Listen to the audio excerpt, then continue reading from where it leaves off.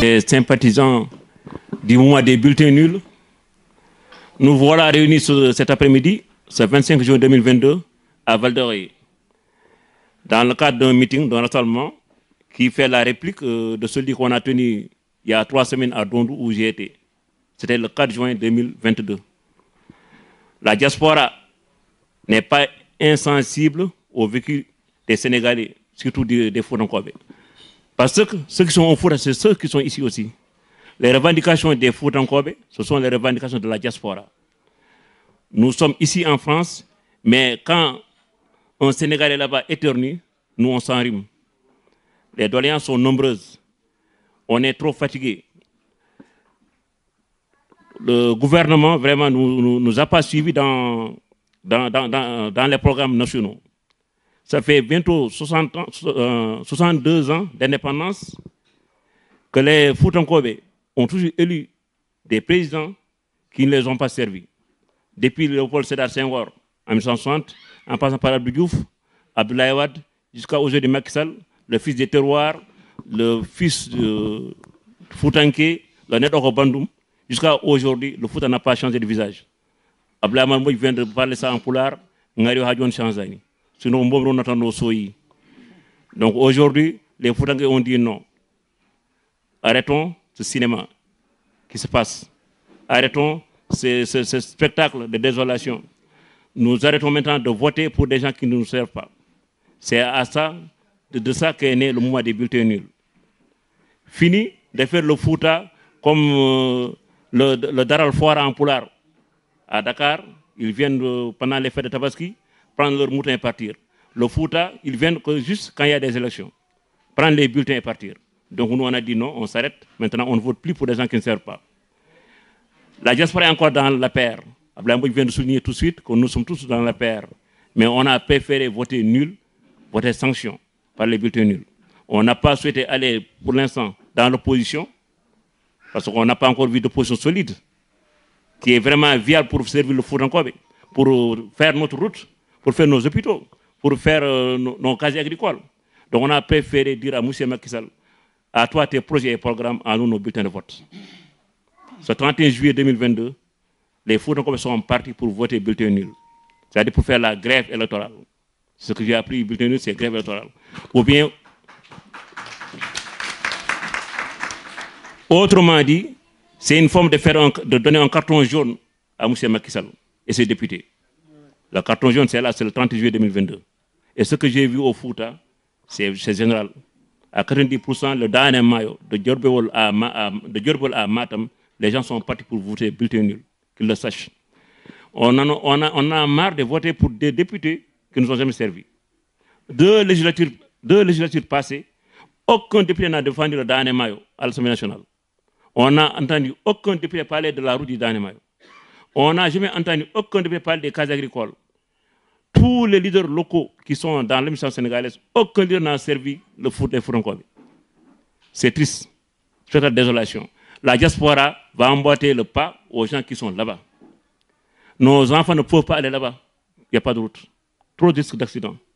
Nos femmes décèdent là-bas en couche dans des hôpitaux pitoyables. Et c'est nous qui supportons les factures d'ici. Donc, les gens sont levés, on dit, monsieur Macky, arrête de nous tromper. C'est terminé. Hier, on a vu la pose de la première pierre à Tivaouane. 42 milliards, 46 milliards d'un hôpital de niveau 3. Et puis, il a dit, dans 18 mois, ça sera inauguré. La route de Dané Mayo, depuis 2021, elle est là. Il n'y a pas de budget. De Matam à Djerbol, en 2 tranches. Ils ont dit, Ngidilon, Matam, 15 milliards. On a le budget. Mais, il n'y a pas de budget. Pour quelle raison? Et puis, c'est 29 milliards. Hier, ils viennent sortir 46 milliards des caisses de l'État pour faire la route. Donc, ce qui veut dire qu'ils n'avaient pas envie de faire la route. Ce n'est pas qu'il n'y a pas d'argent. Donc, maintenant, on a dit qu'il faut qu'on s'arrête. On est dans la paire, mais désormais, on ne votera plus pour des gens qui ne nous servent pas. Nous voterons pour des gens qui ont des programmes, des projets pour l'année maillot. Les gens ont besoin des cases agricoles aménagées. Ce que j'ai écrit ici. La route du bitumage, c'est numéro 1. Et c'est innégociable.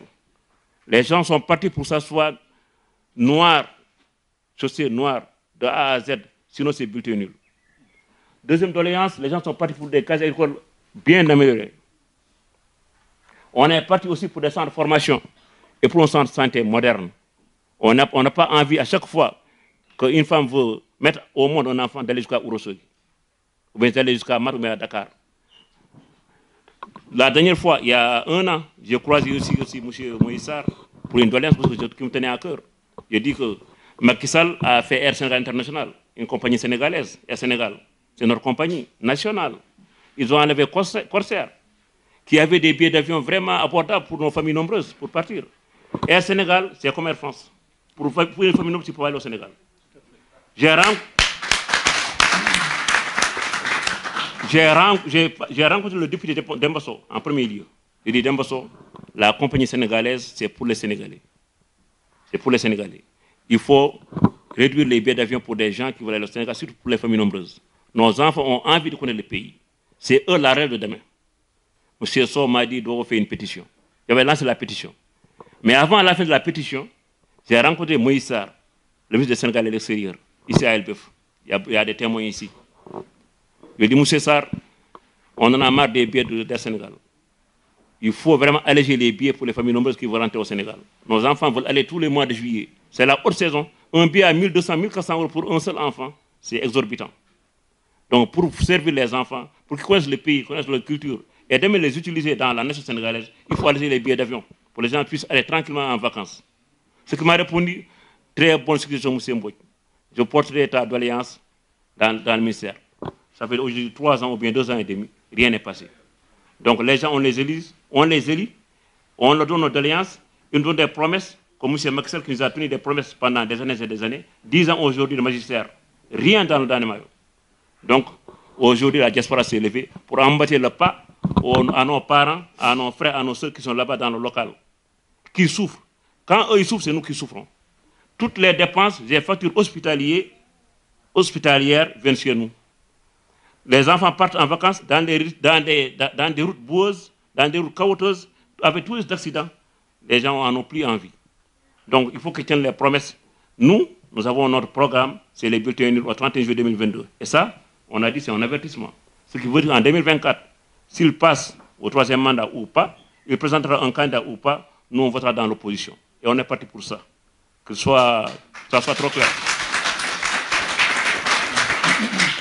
Voilà ce qui nous a réunis aujourd'hui ici à Val-d'Oreille. C'est juste pour emboîter le pas de nos frères qui sont là-bas au Sénégal. Donc le mouvement est parti dans la diaspora. Et tout le monde ira dans le même chemin. Ce sera en Belgique, ce sera en Italie, en Espagne, même en Brésil aussi. Les gens sont partis pour voter bulletin nul. À bon entendeur, salut.